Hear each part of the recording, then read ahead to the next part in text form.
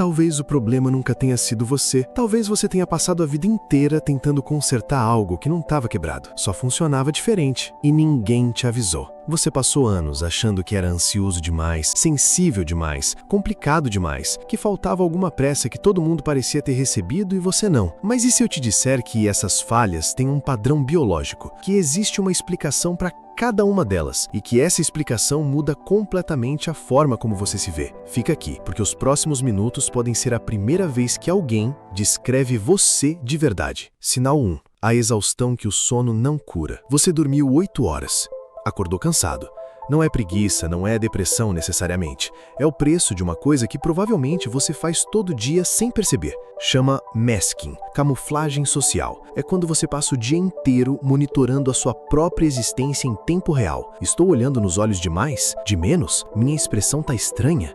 Era para eu ter rido agora? Parece exagero lendo assim, mas você sabe que não é. Neurologicamente, o que acontece é isso. O seu cérebro não processa interações sociais no automático. Ele processa tudo de forma consciente e deliberada. Cada gesto, cada tom de voz, cada pausa numa conversa vira uma variável que precisa ser calculada. Evolutivamente, esse mecanismo existia por um motivo real. Ser excluído do grupo não era só constrangedor, era fatal. Então, o cérebro aprendeu a monitorar o ambiente social com uma precisão absurda para garantir que você não fosse rejeitado. O problema é que esse software nunca desliga. Você termina uma reunião de trabalho sentindo que acabou de correr uma maratona. Chega em casa e não tem energia para fazer comida, não tem energia para conversar. Às vezes não tem energia nem para escolher o que assistir. E você não consegue explicar para ninguém, porque por fora você parecia normal o dia inteiro. Esse é o custo invisível do masking. Você gasta a maior parte da sua energia apenas processando o mundo.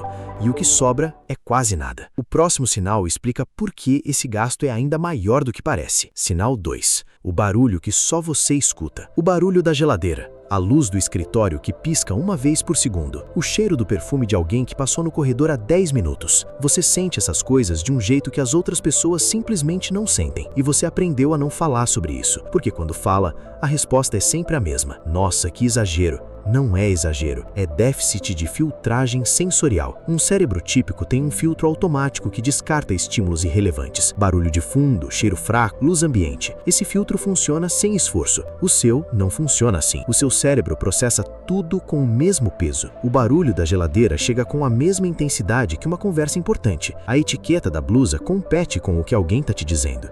Evolutivamente, isso era uma vantagem brutal. O cérebro autista detectava o predador escondido na grama que os outros nem notavam. Era o sistema de alerta mais sensível do grupo. No escritório de 2025, isso vira sobrecarga constante. E você vira a pessoa difícil, a que reclama do barulho, da temperatura, da luz, a que tem um monte de exigências que parecem frescura para todo mundo ao seu redor. O que ninguém vê é que você está gastando o dobro de energia o tempo todo, com o mesmo cérebro, com a mesma energia, e pagando um preço que ninguém contabiliza. Sinal 3. A ressaca de gente. Não é que você não goste de pessoas, é que depois de uma tarde com elas, você se sente fisicamente atropelado, como se tivesse feito algo muito pesado, só que você só ficou sentado conversando. Isso acontece por causa do custo de execução social. Interagir para o seu cérebro não é passivo, é trabalho ativo e constante. Você está decodificando o tom de voz, ironia, linguagem corporal, subentendidos e intenções em tempo real, tudo ao mesmo tempo. Onde as pessoas típicas recarregam energia em grupo, o seu sistema nervoso gasta energia em grupo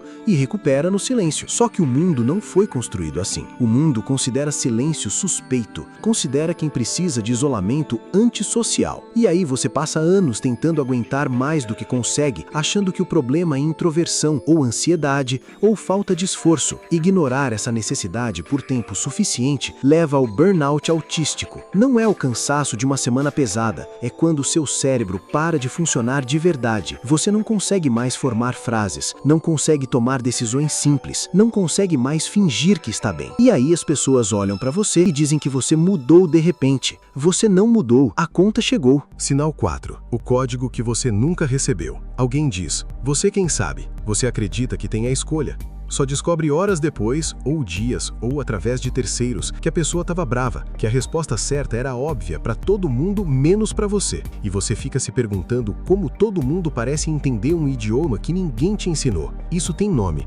processamento literal predominante. O seu cérebro foca no dado concreto, na palavra dita, e não nas entrelinhas invisíveis que cercavam ela. Ele processa o que foi falado, não o que foi insinuado. Evolutivamente, esse traço fazia todo sentido. Comunicação direta é comunicação eficiente, sem ruído, sem ambiguidade, sem jogos. O problema é que a maior parte da comunicação humana adulta é feita de exatamente isso: ruído, ambiguidade e jogos. E você foi crescendo sentindo que era lerdo, socialmente burro, que todo mundo compartilhava um código que você nunca recebeu. Não era falta de inteligência, era um cérebro operando com dados explícitos num mundo que se comunica por indiretas.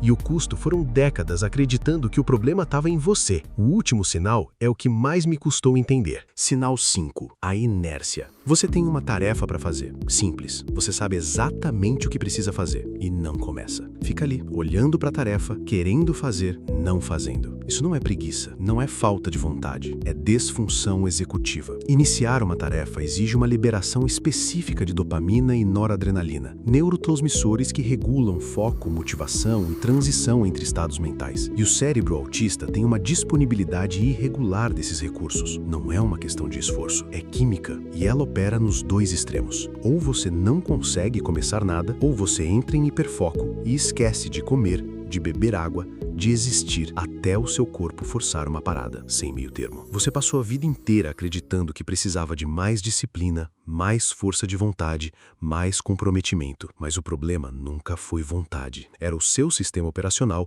pedindo condições que ninguém te ajudou a criar. Eu passei anos tentando consertar partes de mim que não estavam quebradas. Elas só funcionavam diferente. E a diferença entre essas duas coisas, entre estar quebrado e funcionar diferente, mudou tudo para mim. Foi por isso que escrevi o Vidas Neurodiversas. Não como um guia de como se tornar outra pessoa, como um mapa para quem está tentando entender o próprio sistema operacional sem se destruir no caminho. Lá você vai encontrar como lidar com essas sobrecargas no dia a dia, como respeitar o seu ritmo sem culpa e como parar de usar os outros como régua para medir o que você consegue. Não é fórmula mágica. É o manual que ninguém te entregou. O link está no primeiro comentário fixado. São R$ 47.